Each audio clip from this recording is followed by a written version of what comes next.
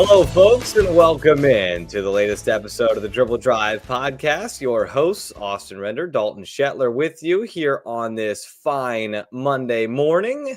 We are live on the Back Home Network YouTube channel. We appreciate those of you who continue to watch us, whether that's live or at any point in time, or you listen to us on Apple and Spotify podcasts. That stuff is all great. If you are joining us live, feel free to drop some questions in the comments. We'd love to answer what people have burning in them right now. Dalton, what questions are people wondering about right now?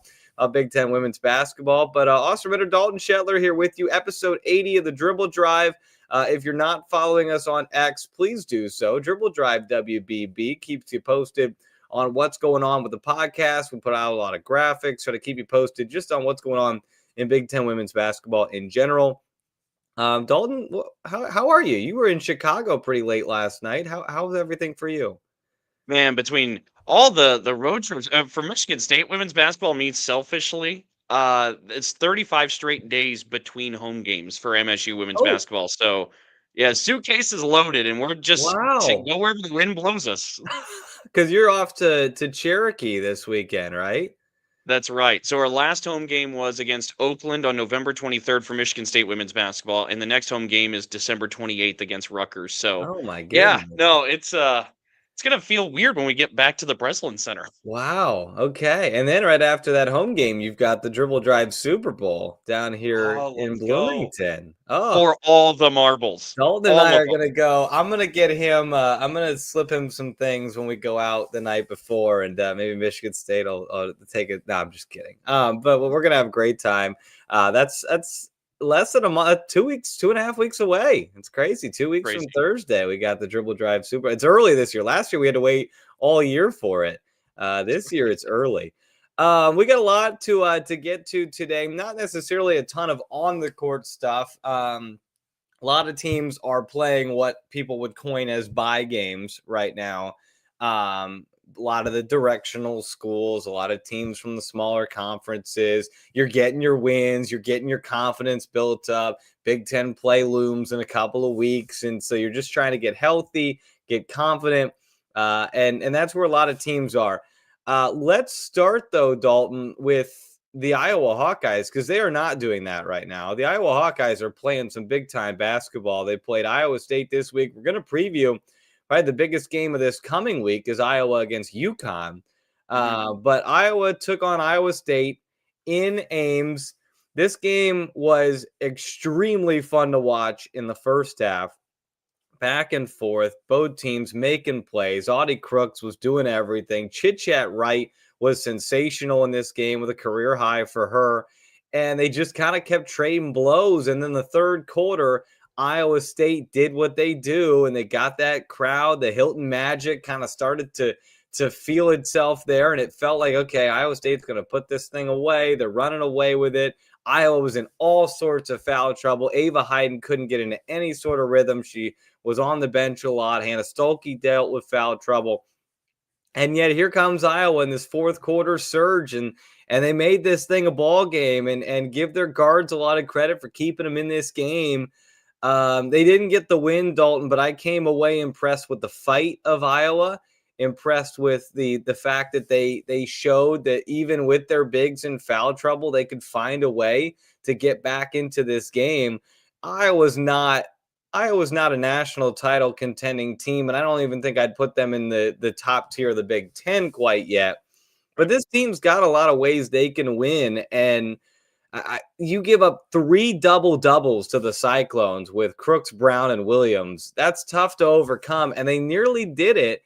I don't know what your takeaways were from this game, but I know we tend to be a little bit of a sugarcoat podcast. We try to see the positive things, and we're not going to hammer teams for losing on the road to top 10 teams. I did come away pretty positive from this game, though. No, I'm with you, and I think you laid out all the context that's necessary and appropriate for this one. Look, I mean, you talk about all the foul trouble, everything going on there. I was down 13 on the road starting the fourth quarter. Yep.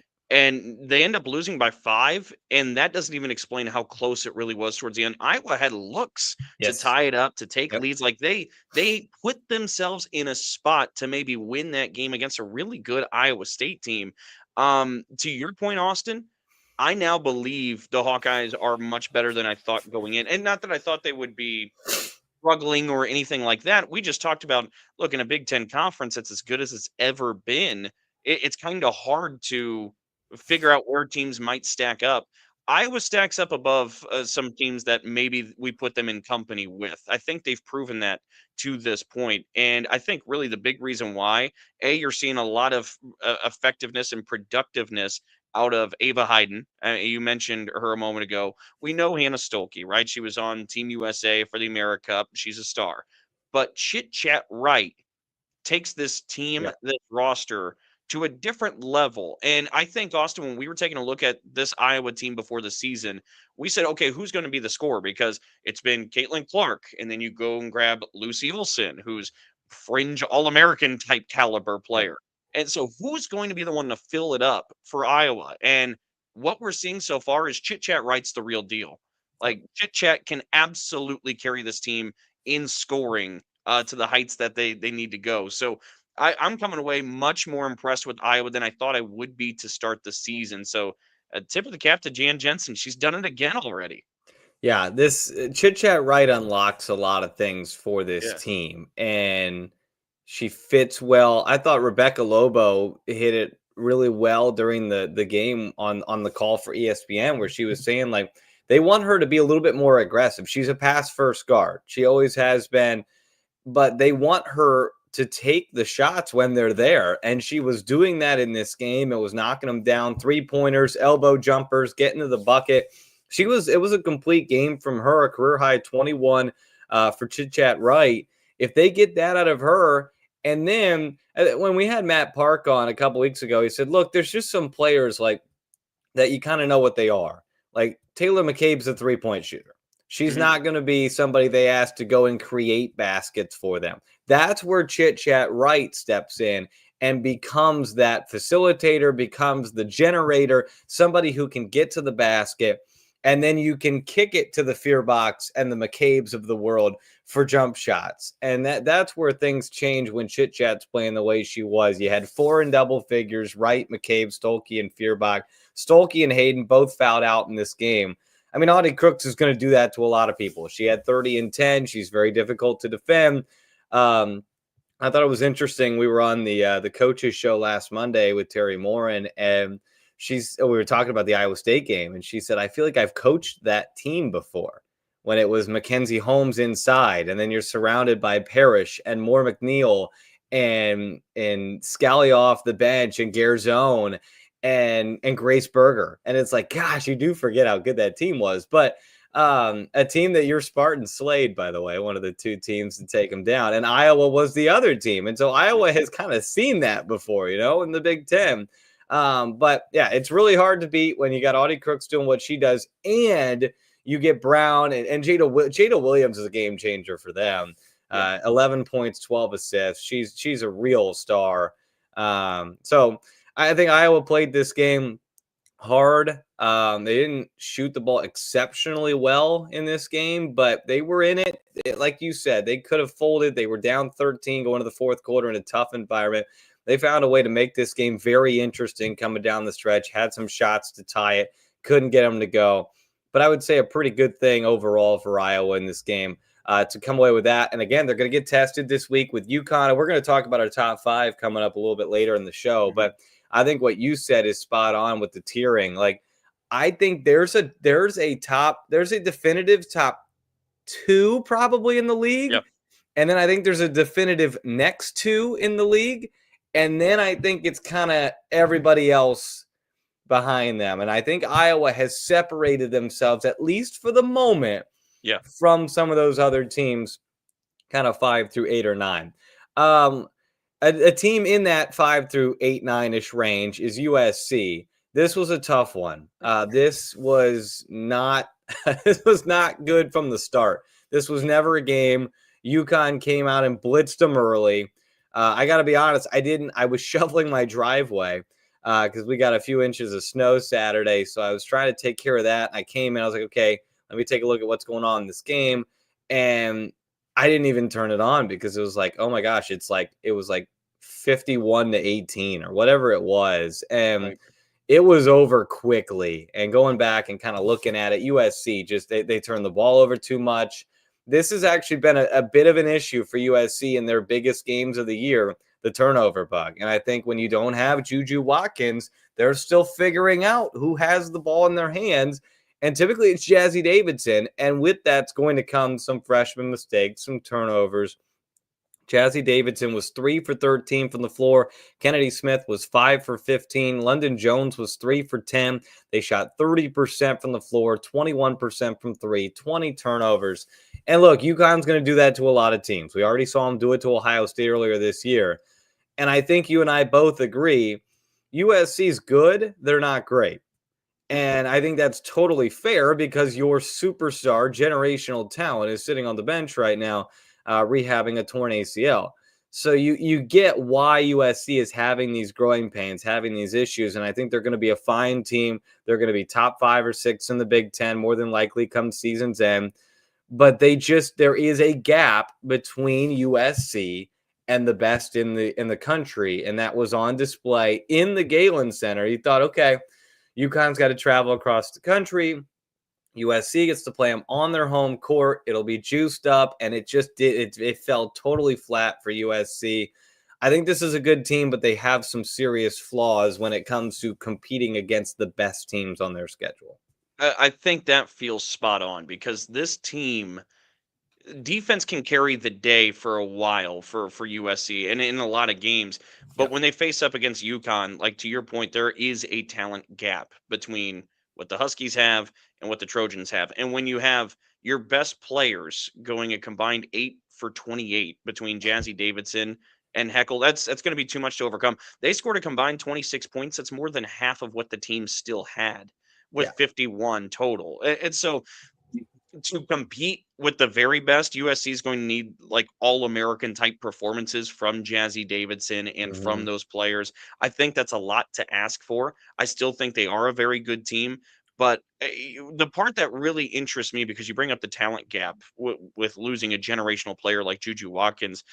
I can't remember which coach it was on the men's side last year of a West Coast school. It might have been Mick Cronin or you know what was Eric Musselman of Okay. I was USC. going to say, when in doubt, if there's a highlight clip from a coach on the West Coast, it's Usually it's usually Mick Cronin. Cronin. Yeah. I'm pretty positive it was Musselman of USC who was talking about the rigors of conference play being on the West Coast, Yeah. going back and forth through the Big Ten. And he had said, look, you just have to bank on a couple of losses that you have to chalk up Hmm. to travel. The only way to overcome that is to be like on the women's side, USC and UCLA are so much better than everybody else. It negates the travel issue. Yeah. With that gap closing a little bit for USC, I'm curious, how does Big Ten play out? I still, much to your thinking, Austin, I still think they're a top 5 team in the league, top 6 team. I think they're in that ballpark, but there are a lot of things that Juju Watkins and Kiki Finn and company could just erase a lot of Yeah. variables and negate them. I'm curious, a team that's showing itself in this light where they are right now, maybe they end up taking some more bumps in the Big Ten than what they did in the previous year. Yeah, I'm thinking about places they're going to have to go this year. They're going to have to come up to Michigan to play both of those schools. They're going to have to go to Ohio State. They're going to have to go to Minnesota. They're going to have to go to Nebraska. So there are, and Illinois. Hmm. There's a lot of trips they're going to have to make this year where they're not impenetrable like they were last season Exactly. outside of Caitlin Clark Day. Anybody was going to lose that game, as we've That's said. But um, yeah, I think I called this on our last podcast was like, look, USC's defense is carrying the day for them, and it's going to carry the day against a lot of teams in the Big Ten. They're going to win a mhm. lot of games, 65-57. Yep. And UConn's defense is also really good, and it has an amazing offense. And so this felt like a bad matchup for USC, and it played out to be that way. USC is going to be fine. They're going to win 11, 12, 13 games in the Big Ten.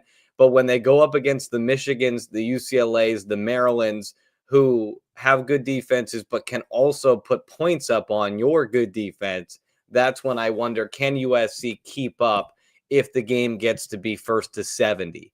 If it becomes that, if they can keep you in this slow, grinded out game where we're going to win in the 60s, USC is going to win a ton of games. But as soon as you can prove you could score 75 points on them, I think they're going to have a hard time catching up. Again, it is kind of a bridge year. I don't think Lindsey Gottlieb would want to say that. I don't think anybody within the program, and I don't blame them.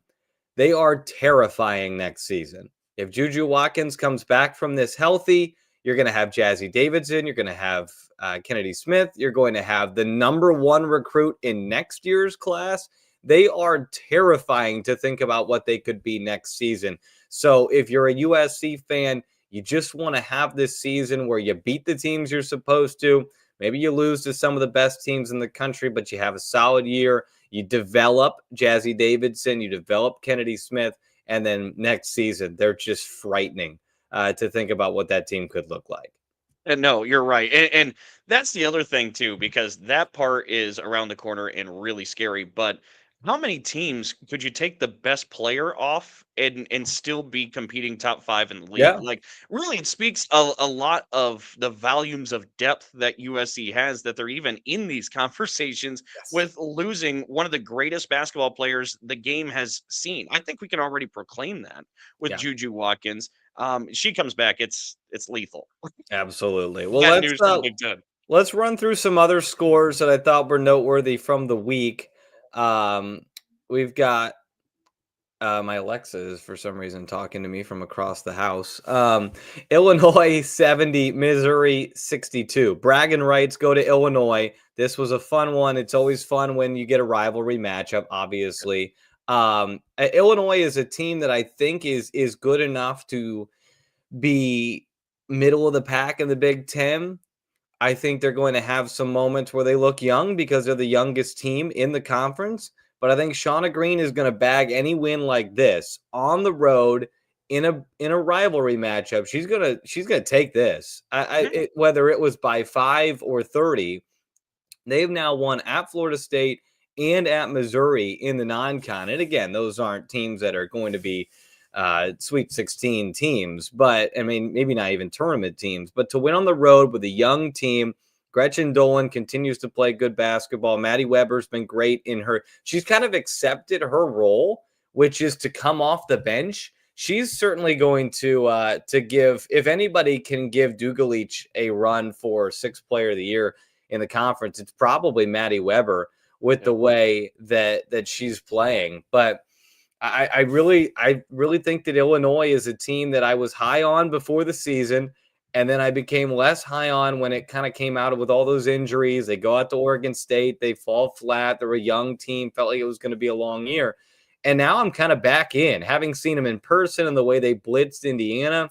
Like, this team's got a lot of talent. They've got people buying into their roles. And again, like I said last week, Illinois just does not beat themselves, and they make it very difficult to beat them. And this was a tight game. This was a 3-point game going to the 4th quarter, and her team outlasted on the road. My one concern, Dalton, is we're getting into last year's territory a little bit with Illinois. They played 7 players in this game. Yep. So if foul trouble becomes an issue, which if you remember back in October, Shauna Green told us this team fouls too much.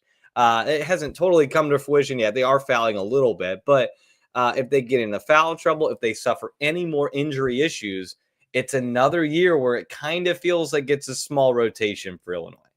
You know, it's so funny because you're going through all of that, and I swear that was the point I had, because I'm wildly impressed with what they've done so far. I mean, it is really impressive, especially in the face of the injuries, that they've been able to perform the way they have. But a 7-player rotation, excuse me, that'll always, I think, pause for concern, especially in a league. Excuse me, this coffee is fighting me. Especially in a league that's as good as this, where you're talking about maybe a dozen teams making it into the NCAA tournament. You're playing NCAA tournament competition night in, night out for 2.5 months, and you only have 7 players to throw at that league, at that competition.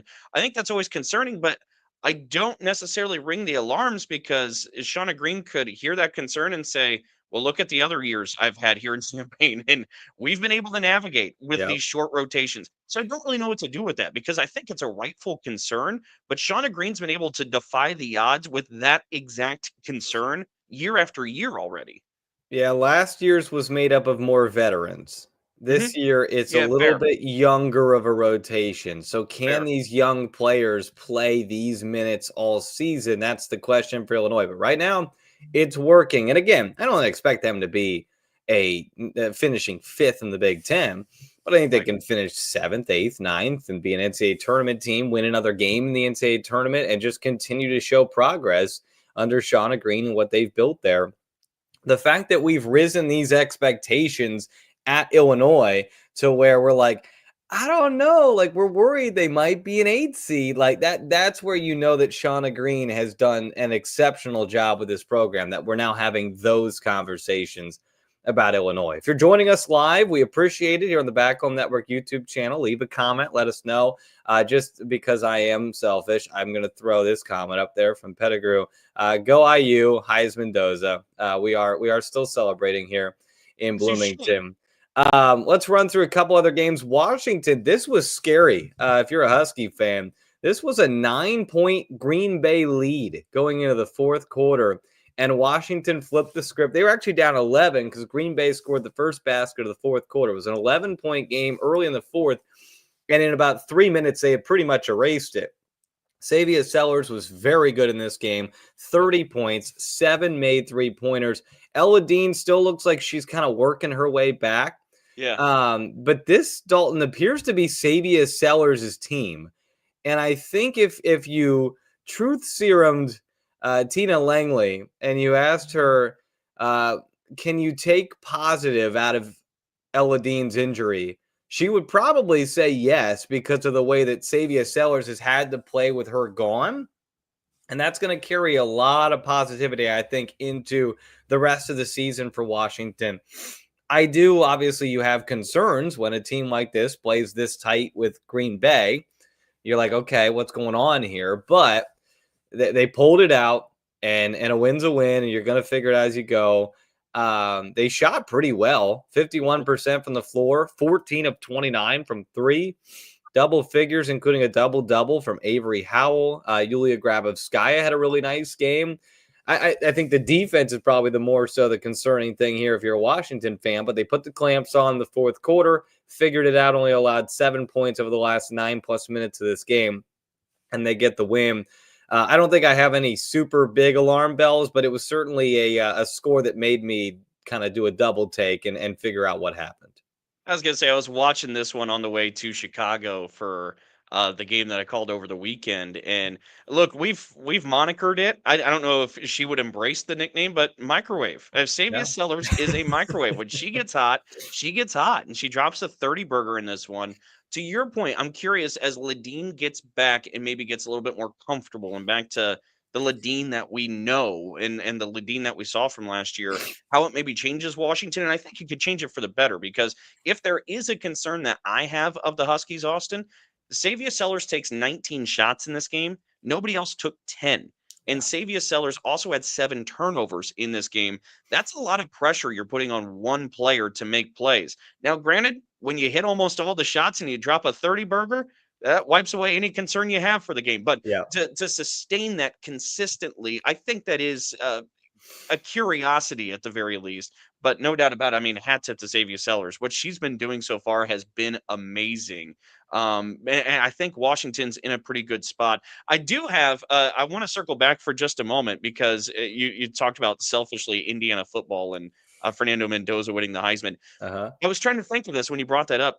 Is that comparison for like what would the analogy be for Big Ten women's basketball for Kurt Signetti going in and taking the all-time losing all-time and that's not like derogative the No, all-time it's a most losses literal, yeah, in no college football longer. history to take Indiana and make them the number one team in the country in 2 years. What would the analogy be in Big Ten women's basketball? If I'm so it's not an apples to apples, but to Yeah. be honest with you, it was nearly what Terry Morin did with Indiana women's basketball. I mean, this program did not have a whole lot going for it before she got here. and it took longer than Signetti, but she turned them into a number one team there during that 22-23 season. It can't be Rutgers. It can't be Purdue Well, because what about since you mentioned is it that? What about Shauna Spartans? Green? No, I mean, Shauna well, you're Green? not getting back up to number one, but for Illinois, that's a team that didn't make the NCAA tournament for what, a quarter of a century That's a almost. team that was winning 5 games a year there for a Yeah. little while. Yeah, absolutely. What she's doing, I think it is, and this is where I get on my block a little bit here, and I'll keep it short. But Mhm. everybody's always trying to find that next Indiana, the next Kurt Signetti. I think we might just need to like celebrate the fact that he's doing something that is like, I don't know if it Unprecedented. can be done. Like, There is no comparison to this. no, and it can't be Rutgers. It can't be Purdue because they're both national championship caliber programs from Yep. Their years history. past. Wisconsin, maybe, like if Robin Pinchton were to flip the script on the Badgers, it doesn't. I mean, they have a win over Michigan State, so maybe they're on the way to something this year. I don't think Wisconsin women's basketball has ever been really anything like crazy. Hmm. But yeah, I mean, it's kind of wild. It feels more so of like one of those bottom tier teams from the ACC, like turning it around, Yeah. like a Boston College just all of a sudden becomes a juggernaut. Like that would Right. be the kind of situation you're looking at. But yeah, it That'd is be a fun wild. exercise, though. And It so is.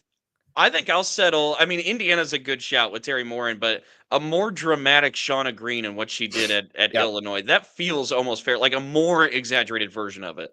I like that. I think that's a good one. Speaking of Indiana, they squeaked by Eastern Michigan yesterday. Just because again, there wasn't a whole lot going on this week, so I figured we Mhm. mentioned some teams that had to grind their way through some games. Um, let me take the moment here to just say I think Indiana's gonna be okay. Mhm. Zania Soka Guman has missed 5 straight games now. I think that they are growing some of the other pieces, and it's going to be good when Z gets back. I think Adessa Noyan is playing good basketball, but she's not like Terry Moore described her as a finesse player. And so they're trying to get her to be more physical, to attack rebounds, to post up a little bit more, which is out of her comfort zone, but she's figuring it out and growing a little bit. So when Z comes back, then she can be a really suitable backup to her. Indiana just has had some injuries. The flu has gone through the team. So there's just things here. But I said this on Twitter yesterday to my Indiana folks. I just don't want, and there's a couple people in this league that are like this. Savia Sellers, Grace Sullivan for Northwestern, and Shay Chesky. Like, Yep. I don't want it to like become ho-hum what these players are doing. Like, Shay has had 20 or more points now in, I believe, 7 straight games. She's That's averaging insane. 25 a game. She's never been the number one on the scouting report until this season. And even with face guards, she's still finding a way to score 20 plus points. And I'm just so impressed with the development. I think most people, when you think about Indiana and Shay Chesky, you thought about, okay, she's a great 3-point shooter. And even in her time at Penn State, like, yeah, she can really light it up from three. But she is doing this, like, yeah, she'll make threes, but she scored, what is that, 56 points this week in 2 games while taking 9 3-pointers. Like, she's not Wow. just chucking them up. I mean, against Iowa State, she had 38 points with 1 made 3. Like, she's finding a way. She's really crafty with the basketball. She's good at getting to the free throw line. She's 94% from the free throw line, so she knocks those down. She's great at finishing around the rim. Her pull-up jumper's deadly. And she's bought in defensively. She's still not the greatest defensive player in the world, but Terry Morin continues to talk about how she's gotten better on the defensive side of the floor. So Indiana, it looks like, 52-52 going to the fourth quarter. I'm sure they would have liked to win by more, but right now you're kind of buying time until you can get Z back, who's a 13.9 rebound player. You add that back into this team, and some of these close-ish games turn into blowouts if you have that type of player. Well, I think that's fair, but I want to present a couple of outside observations on Mm-hmm. Indiana, and you either correct me or follow up with why it's right. And they're about Shea Chesky.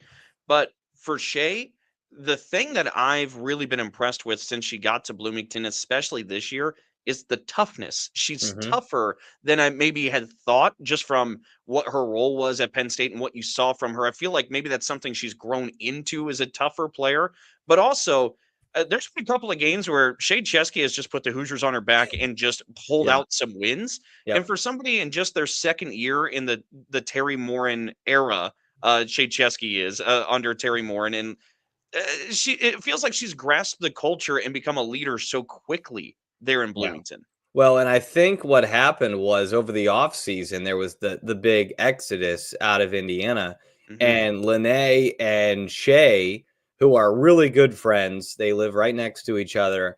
They spent a lot of time together, and during the offseason, they became additional recruiting coordinators, and they worked themselves on promoting this program, on getting talent into Indiana. And so, yeah, I think that she has just really taken on this role of leader. Both of them have, and run with it. And she is tough. She's not scared of you. Like she's not scared of a fight. And I think at times last season she was still figuring out what her role was. And now I think that the chains are off. Like she can just go do whatever she needs to do. And there was a point in this game where Eastern Michigan took the lead, just under 2 minutes left in the second quarter. And then the final 7 points of the half were scored by Shea Chesky. And she just kind of said, no, we're going to be leading at halftime. Like that, we're just going to go score here. And she just keeps doing it, man. 31 points against ULM on Thursday, 25 more against Eastern Michigan. There are concerns, obviously, with any team right now, but Indiana's got its issues. But I do think the Maya Makalewski move into the starting lineup has been a really positive one. She had 22, starting to look a little bit more like the lethal 3-point shooter she was. She started, I think it was 1 for 13 from 3 this season, and has just lit it up. She was 1 for 17 from the 3-point line and has made 12 of her last 21. So she's Water finally, finding level. yeah, she's finally figuring out. And we're just all watching this going, man, she's like we know she's better than this. Like she's a Hmm. great 3-point shooter. And now she's finally starting.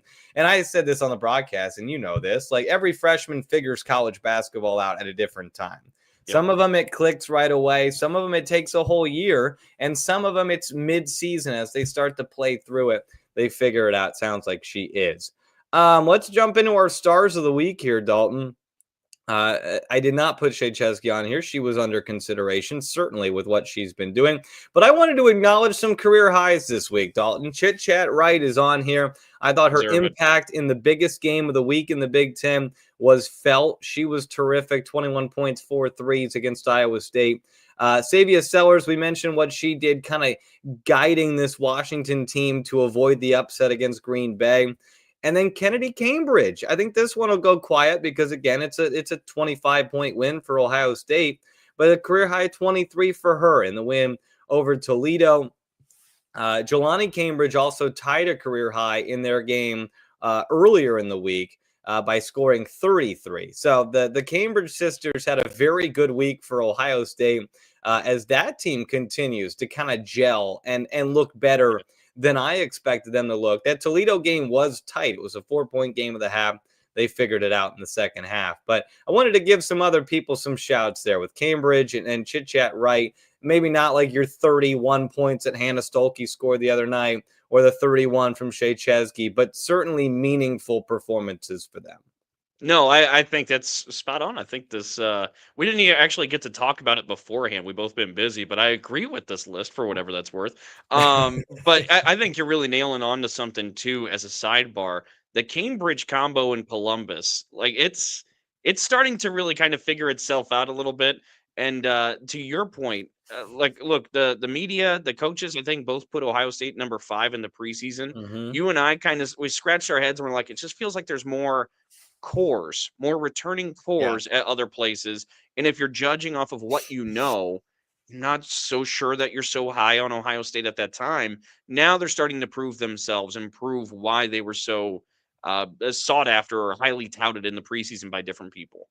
No doubt. I think they're kind of in that tier. It's a bit of a jumble tier, but they're in that third tier of the Big Ten with the USCs, the Washingtons, the Oregons, the Nebraskas right now. Nebraska's. Yep. Absolutely. Well, let's talk rankings here. Top fives for both Dalton and myself here. Uh, make us go away here. There we go. The Dribble Drive Evaporated. top five. No changes for us in the top four. Last week we both had USC at number 5. Dalton moves Washington up into the 5th spot, despite the USC head-to-head win over Washington. I moved Nebraska up. Dalton, you go first. That 5 spot feels like the toughest one. I think the top 4 are the top 4. They seem pretty simple, at least at this point in the season. What led you to bumping Washington into that 5?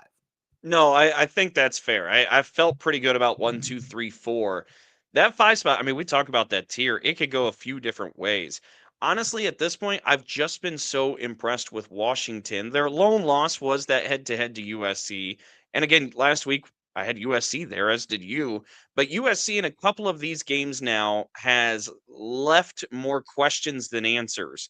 Losing to Notre Dame shortly after Notre Dame had just lost by 40 to Michigan, losing to UConn in a game where it just felt like it never really was a game. Like you said, it just was over from the moment it tipped. A couple of those things have kind of left you a bit questionable on what the Trojans are. So I kind of see them as 5 and 6. I like Nebraska there. Still unbeaten, right? I still have yet to suffer a Yeah. loss. Yep. Yeah. Undefeated Nebraska. It's hard not to like them. But ultimately, I like this Washington team a lot. Maybe some of this is still based off of what we thought we knew in the preseason and where we had teams stacked up. I thought Washington was one of the better teams, and so far they haven't done a lot to dissuade me on that. So that's why Washington sits at 5. Yeah, I had a hard time with 5 because I had USC in there, and it's hard to punish a team to lose to UConn. Sure. But they haven't impressed me that much here. The win over Washington was good, but it was ugly. Like, it wasn't a pretty basketball game by any means. That performance by Washington combined with their struggles against Green Bay has me just a hair weary of the Yep. Huskies.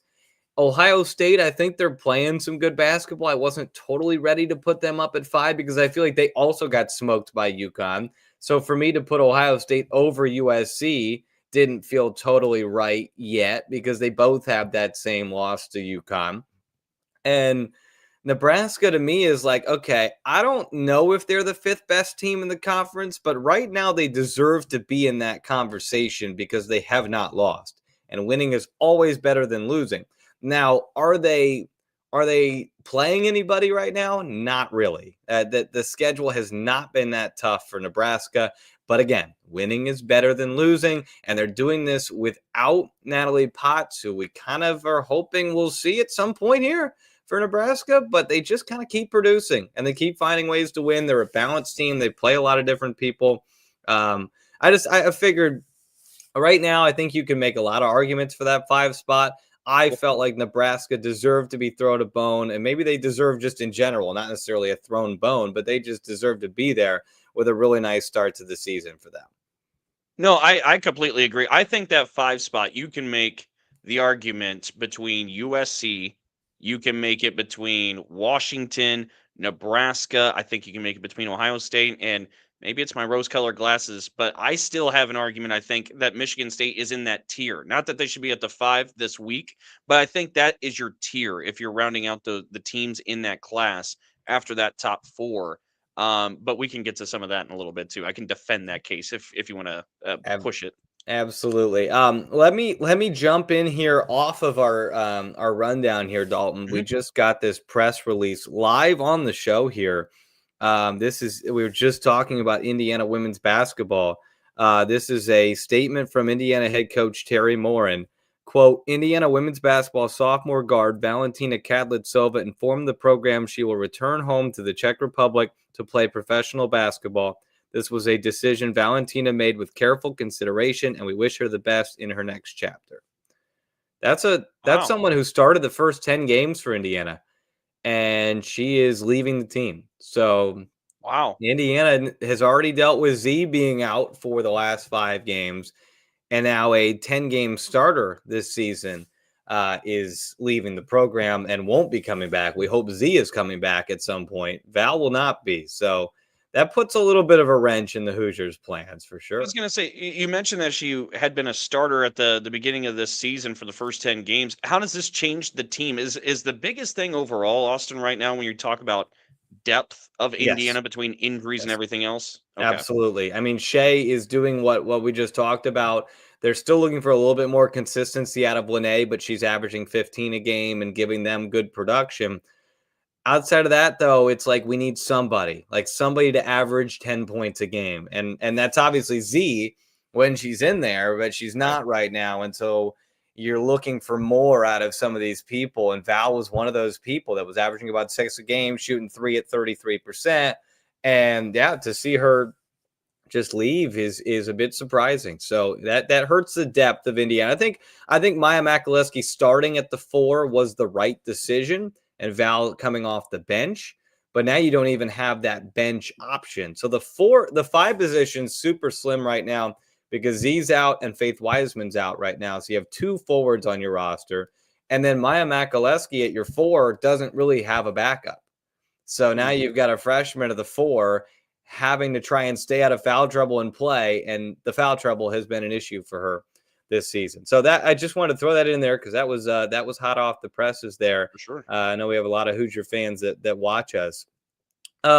Quickly, I just want to throw this up on the screen. Then we're going to jump into our little over under game. This is the Big Ten net rankings after this weekend's action. There are still 9 Big Ten teams inside the top 24 in the net rankings. If you want to expand it, it's 12 inside the top 36. That's a third of the top 36 are Big Ten teams, with Indiana kind of right there in that bubble range at 46. Wisconsin's bumped themselves up to 61st.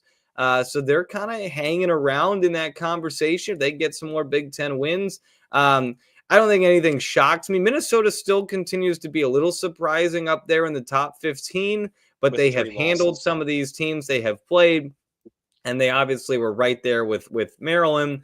I would think I honestly am a little surprised that like a Washington isn't a little higher, but Yeah. again, they've played with their food a little bit in some of these non-conference games. So they have that. The net don't I don't put a ton of stock into December net rankings. Exactly. A lot of December net rankings go about like if you beat a team by 60, you get even more points than maybe like Iowa State got by beating Iowa by 5 on their home floor. Like net rankings in December are tough because it's definitely an incomplete sample size, but just wanted to kind of put that up there. No, and thank you for the PSA because I think the net still is fairly new-ish, where I feel like people are still trying to fully understand it. Mm-hmm. I think ultimately it might be just a flawed metric, and maybe we need to reevaluate maybe the metrics that we're using for this stuff. But to your point, the metric it cannot really be used until the end of the season Yeah. when it has full data. Like it is very much dependent on having all the data, and so these will change. These are Yes. very much going to change. Absolutely. All right. So, kind of off that net ranking, what we thought we'd spend a little time on today, since the game action's a little quiet, although here we are in minute 43. We're going to run through some of Charlie Cream's latest bracketology. Still Mhm. 13 Big Ten teams in his projected field. We're going to play a little over under here on December 15th. And I'm going to write these down, and we're going to find out how we do here in about 3 months. And we're going to find out if we nailed it or if we totally missed on some of these teams. So we're going to Okay. tell you where Charlie Cream has them right now. And then Okay. Dalton and I are either going to go over or under on the seed line, or I guess we can say he nailed it. And so we're So going to, is over better or worse? We I'm should going to say clarify. over is worse. I'm going to say over Over is is a worse. higher seed. Okay. Yeah. Okay. Yeah. So you want to be under by the end of the season. So over under we're going under is good. Okay. Correct. I think that's Under a is good good. set Under of is a rules. smaller number. Over is a bigger number. Okay. You can't go smaller than UCLA. They are a 1 seed. Dalton, do you see them going over this or staying right at If you can go under one, I think UCLA would do it. I think it it? nailed it. Yeah, I don't think there's too much. They didn't play this week. I think we both agree they're the best team in the Big Ten. Yeah. Um, I can't wait to see them play Michigan in Ann Arbor. It's going to be a fascinating matchup to see how the Wolverines compare. But yeah, I don't think there's any gripes with that one. Sorry, UCLA fans. We've talked a lot about you this year. This episode's not about you. He didn't play this Things week. interesting, UCLA. You guys I just beat know. everybody by 2. Do something, all right? All right, number 2 seed right now, the Michigan Wolverines. Um, they're sitting right now in a pretty good position. They're sitting at number 2. They could go under by being the 1 seed. For some reason, there's a timer on these. I'm going to try and figure out how to turn that off. But Michigan a 2 seed, Dalton, over or under? I'm gonna go with, as much as it pains me, all the conversation. I'm gonna say nails it. I think Charlie nailed it. I Okay. think there's a part of me. The only skepticism I have is just how good the league is, and I think it's a lot to sustain night after night. But I Hmm. think Michigan's proven at this point they're able to suit up for the cause. I think 2 feels right. It's weird when you do it in a loss, but Michigan proved it in a loss. Like we've To seen UConn, Ohio yeah. State and teams that I think at the beginning of the season were like, okay, these are teams that could be in the same food group as Michigan. Ohio State and UConn have both gone up, or Ohio State and USC, excuse me, have both gone up against UConn and have both gotten beat pretty badly. And Michigan, meanwhile, was on that path. Let's be honest. They were about to get beaten badly, and they turned it around and had the exceptional third quarter and found a way to make that game competitive. So I think to me, I think he nailed it. I don't see them Yeah. being a 1 because I think 3 of the ones are actually, I think all 4 of the ones might be sewn up. Yeah. Like it Yeah. does kind of feel like it's UConn, Texas, South Carolina, UCLA. Yep. And so if we're both going to say UCLA is going to stay even, that feels like the only option for Michigan is to beat UCLA, win the Big Ten, and maybe get their 1 seed. Yep. But I think outside of that, the ceiling for Michigan is probably a 2 seed. Doesn't mean they can't beat the 1 seed in their region and make the Final Four. But I think both of us see that one the same. Gonna say that one's staying at a 2. All right, next one. I think I've turned the timers off here. Iowa, a 3 seed in the latest projections. Higher or lower, Dalton, on Iowa? I'm gonna go higher. I don't know how to say that in the most positive way that I'm still wildly impressed by Iowa. I just don't think they're a 3 seed overall. And I think there are losses to come in the Big Ten. I think there's losses to come for just about everybody in the Big Ten. But I think the Hawkeyes will finish higher than a 3 seed. I think they're going to be closer to maybe a 5 when it's all said and done. I think that's where I stand too. I think that this is a great start for Iowa to the season, and they were very competitive on the road at Iowa State. I still, and maybe this is just me being a little bit of a skeptic, I'm still not sure how good Baylor is. So Hmm. I feel like a lot of our thought of Iowa right now is riding on how dominant they were against Baylor. Yeah. So I don't know. Like I still need to see them beat a quality team. I think Baylor's a quality team. I don't know if they're as good. They're not a top 10 team like they were when Iowa beat them and kind of grabbed the attention of everybody. So I think we're both in agreement there. Iowa will be a team that will be looking to try and be a host school. I think Yeah. when the tournament rolls around, they'll have their name in that hat. It's going to depend on if they go 12-6 in the Big Ten, or 14-4, or maybe they go 11-7. It just, the Big Ten is going to be crazy this year, so it's Hmm. hard to know where they're going to land. All right, another 3 seed in Charlie Cream's mind is Maryland. Keep in mind, Kayleen Smeichel is out. Bree Yep. McDaniel is still working her way back. We haven't seen her back from her injury last year. Where do you see Maryland winding up in this track? Higher. I think they can still push for the host. I still think they can be a 4 seed.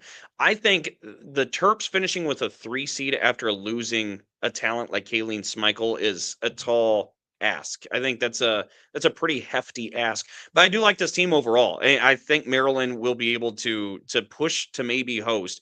But like we saw it at the barn, it took a double overtime 10-0 run to escape Minneapolis with a win against Minnesota.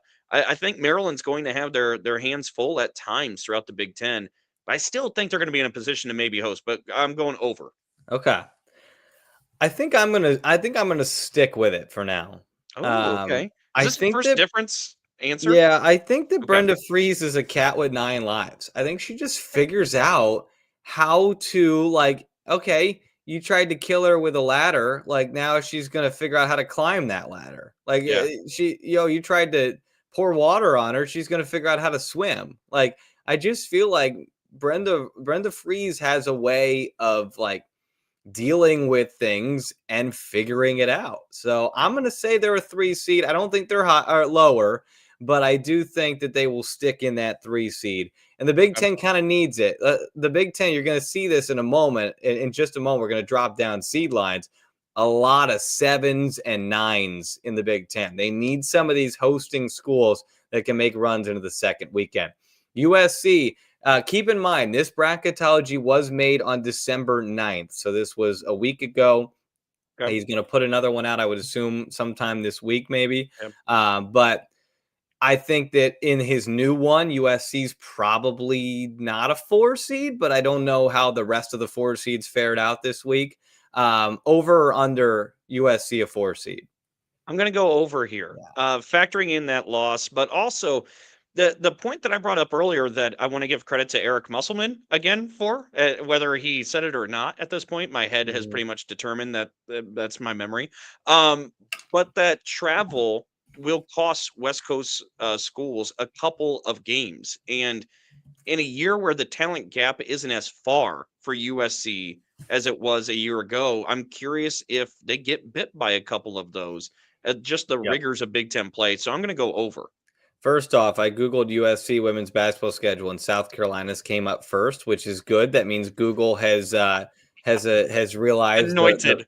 the real USC. But yeah, I'm looking at some of these trips. Like, it's Minnesota, I think, is helpful for USC. It's a single trip, so it's not like on the back end of a 5-day trip. That's a single trip. Michigan is on the back end of a trip at 11 a.m. Like, are they going to be ready to go for that after a long week of travel? Obviously, Michigan's really good anyway. Yep. Illinois is on the back end of a long week of travel at a 10 a.m. West Coast start time. Could that cause them some trouble? You just wonder about those back ends of those road trips. Penn State's another one. Are they going to lose a game they shouldn't because of travel? Like you said, Dalton, that they were able to avoid last season because they were just so much more talented. I'm going over as well. I think they will end up being around the 6 seed, if I had to guess. A 5 or a 6 seed. I think they'll miss out on hosting. Ohio State is a 6 seed right now, according to Charlie Cream. This is a tough one, I think, for me, because I don't totally know still where I sit on Ohio State. I think he kind of nailed this, Dalton. I don't know about you. Where are you at with Ohio State? So I want to say nailed it as well. The thing that I'm curious about is when they get into Big Ten play. Because we saw them play against UConn and we didn't penalize them for losing UConn because everybody does. But beyond that, I still have just questions of Yeah. what this group is. I'm impressed with the flashes that we see, but I'm curious how much is sustainable. But I'll go with nailed it for now. I really want to be Okay. different than you, but I think it feels right. It does feel right. I don't think I was going to go under. I think if anything, I would say they're going to end up as a 7. But even then, like that, they start to get down to like that 8 seed. That feels too low. Hmm. I feel like they're better than that. They've shown that at least. I think Jelani Cambridge herself can make sure this team doesn't fall into an 8-9 type of seeding line. Yeah. Nebraska's been one of the stories here that I think a story that actually hasn't really been talked about that much. There's 2 undefeated teams left in the Big Ten. Maryland's ranked number 7 and Nebraska ranked number 24. They haven't played anybody. That's why their ranking is so low. But they're undefeated and they're still sitting here in a pretty good spot, Dalton. Right now, a 7 seed in Charlie Cream's head. Where do you sit on Nebraska? that feels right. Okay. I'm gonna say nailed it here as well. I think, or more so, I'm curious when they get into Big Ten play as well. Nebraska does. Um, if they're able to figure out some of the answers of the chess matches that will come their way. I just feel like it's such a massive hole losing Markowski, one of the all-time greats. They've been able to solve it and solve it with flying colors so far. But some of the great coaches in the Big Ten that we talk about might have the best coaches in the country. This league does. I think they're going to present a different set of problems night in, night out. And I'm curious if Nebraska is going to be able to answer all of the different proposals that come their way. But overall, I'm going to say 7 feels right. I think it does. For the sake of being a little different, I'm actually going to go under. I think that they Oh, could be a okay. 6 Okay. seed. I don't think, I think preseason we were talking about, can Nebraska be one of those schools that can fight to be a hosting school? Hmm. And I don't know if we're going to go all the way there yet, but I do think they can be a 6. And I'm kind of doing this assuming that at some point Natalie Potts is going to be added into this mix. Sure. And I think they're playing great without her, but you add her back in, and if she's healthy and ready to go, that would be a huge boost for Nebraska. So I'm going to give them the benefit of the doubt. I think they're going to end up around the 6th seed. Okay. It's very close, though. I think this is a pretty good one. All right, the Spartan glasses are on. He is wearing the green and white. Michigan State's a 7 right now. I'll go first and say I assume I know where you're going with this, and I think Yep. we're going to agree. I think they're under. I think they're better than this. I I thought you might understand. just zig to the zag. So go ahead. That's I understand why Charlie has them here because of what Mhm. they have done or maybe lack thereof so far Mhm. this season. I do still believe in Robin Freilich. I believe in the talent on this team. So I do believe they're going to be somewhere in the 5 to 6 seed range. I do as well. I think they're up around that line. I think their ceiling they can push to even maybe host, even with the bad loss to Wisconsin. I think they're capable of that. They had this last time out yesterday. Ines Sotelo got to play for the first time this season. Had been suffering with an injury that she suffered with international play with Team Spain. Sara Sambalic made her Spartan debut, the international player now eligible. So she played as well. I think it adds some different dimensions to this already really deep team. And it's a team that doesn't have Theron Halleck at the moment. And they're still looking to get Theron Halleck back, who's averaging, of course, 13 points a game or thereabouts for Yeah. Michigan State. I think they have the horses in the stable. I think the other thing, too, besides because I never wavered, even with the loss to Wisconsin, Austin, I didn't waver on what the potential is for Michigan State. That was one that you just left from saying, "What was that?" Yeah. And it kind of upset you, but it didn't necessarily change maybe your outlook overall. And I can tell you, hanging around this program, the staff, the team at Michigan State for a full week, Robin Freilich was almost snarling. Like it sat so poorly with her that loss to Wisconsin. I think there's a re-energized emphasis and a refocus to getting to a certain standard being applied right now, and I think that's going to carry them to maybe their potential of maybe a 5 seed. Maybe I think maybe the ceiling is pushing for a 4. I think that's a lot to ask, but I think that's possible. But I think around a 5 feels right to me. Yeah, and I think this is one of those where like an early AP poll where you could buy low on a team when they lose early. Yeah. And to me, it's like, look, we all thought Michigan State was going to be competing for a hosting school preseason. So I'm not going to let one loss in December change the fact that I still believe that this team is set up to do that. I really hope next Monday, with whoever guest hosts with me, we're talking about you taking on Ole Miss, because I would like to see that matchup. Yes. I'd like to see Michigan State get tested. Let's go a little rapid fire. We're pushing up Yep. on my heart out here. Yep. Washington, my other bosses will be mad at me. Washington, 7 seed right now, one of the 3 7 seeds according to Charlie Cream. You can see the theme here. There's a lot of teams in the Big Ten that are just kind of looking like they're going to be on the road in the first round. Washington, a 7 seed. I think lower, Dalton. I believe in this team. I think I'm going to go under. I know that's 3 straight for me, but I think I'm going to go under on Washington. I almost dared using my travel logic to go over, but I'm going to say nailed it because I Okay. believe this core is so good too. They're going to be able to handle some of that. But I'm a huge believer as well. I mean, we were high on them before the season, and everything so far has panned out that way as well. Yeah, I think that I'm very happy that, or I think that I'm applying the same logic to Nebraska, where like I think Ella Dean's going to contribute more as she Yeah, gets more into it, and so I think that Washington will be better. I think they're better than they played against USC. Minnesota 9 seed, a team that we were both very high on preseason. Then Mallory hired transfers, and then they don't look great offensively. I'm going to go over. I think this team's going to end up being on the bubble, and I yeah. think they'll get in, but I don't know if they're going to be comfortable when that March selection day rolls around. Yeah, gosh, I wouldn't just be different than you, but a 10 seed feels right to me because of, like you mentioned, higher leaves right before the season. Taylor Woodson is out for the season with an injury.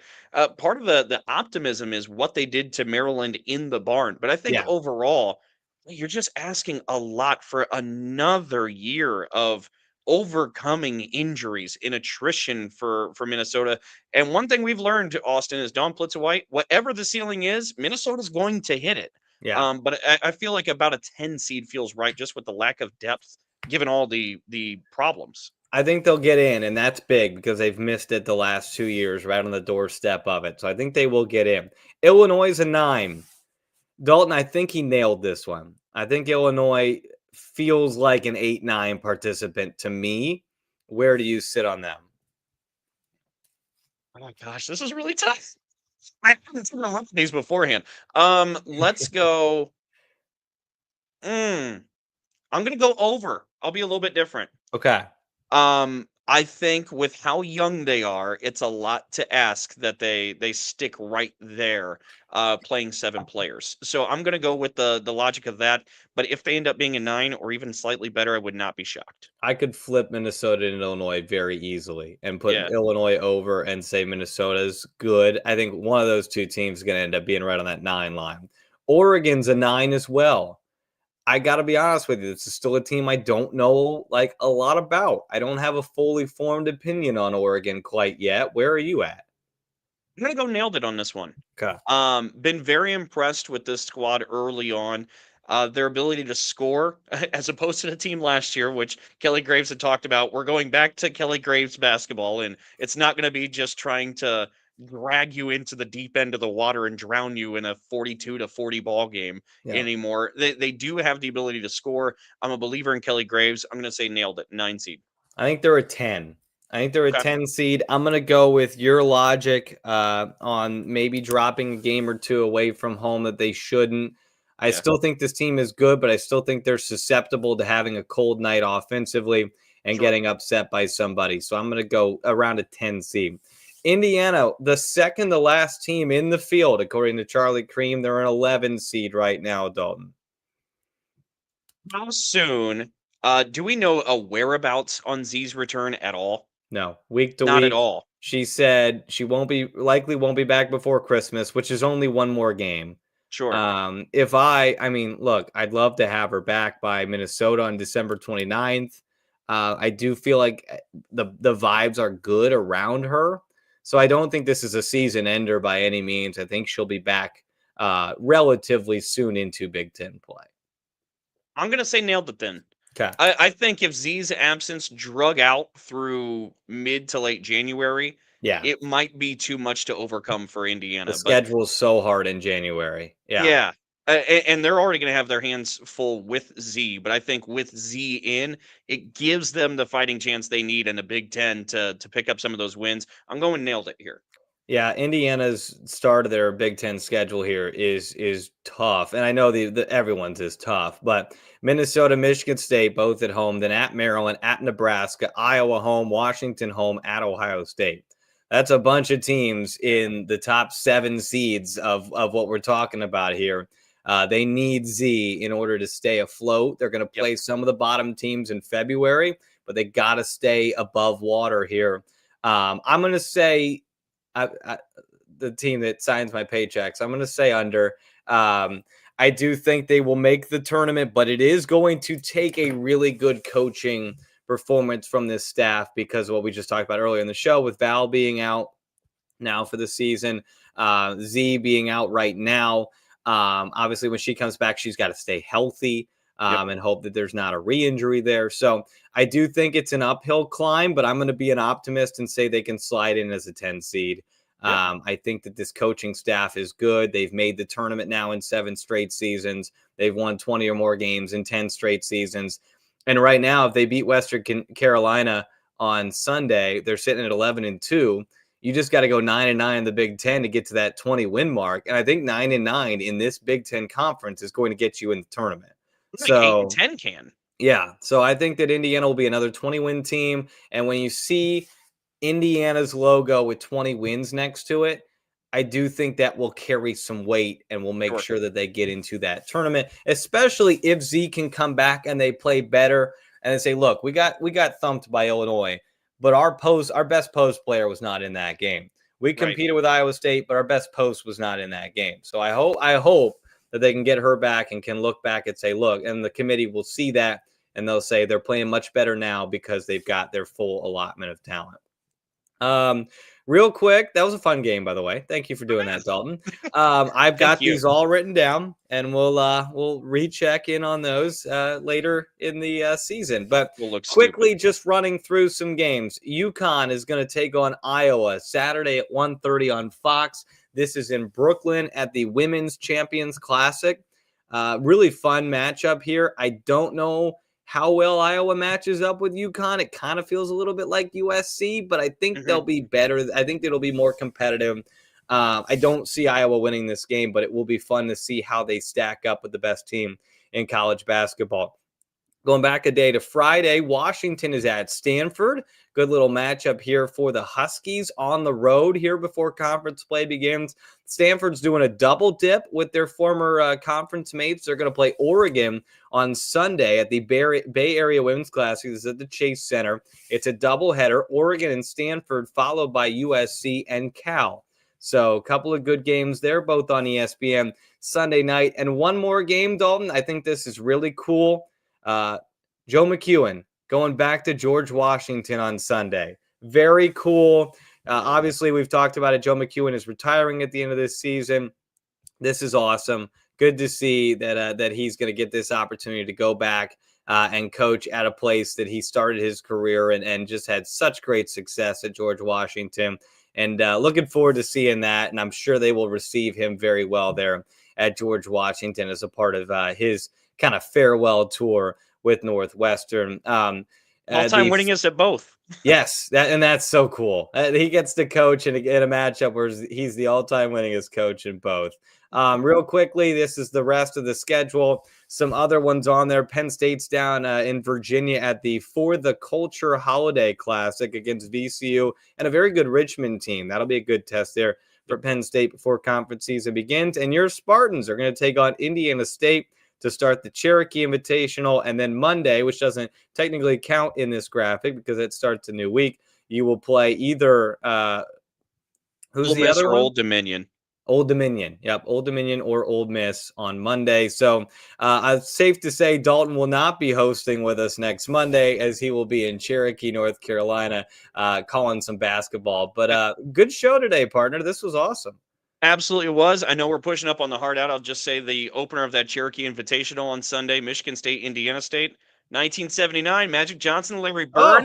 That's bringing back all the feels with that matchup. I love that. And if we could get the baby blues from Indiana State, that color matchup is really good. The greens against the baby blues. I love that.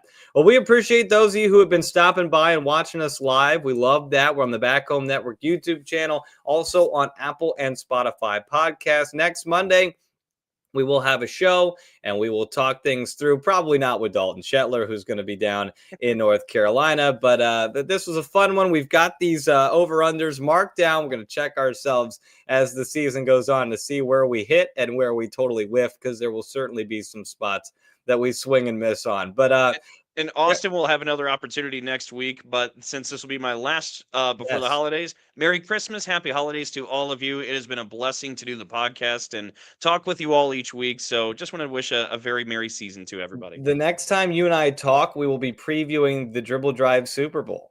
How about that? That's the next time let's get ready. You'll be on an episode on December 29th. Looking forward to it. Dalton, this has been great. Thank you all for joining us. I'm Austin Mender. That's Dalton Shetler saying so long. The Dribble Drive Podcast.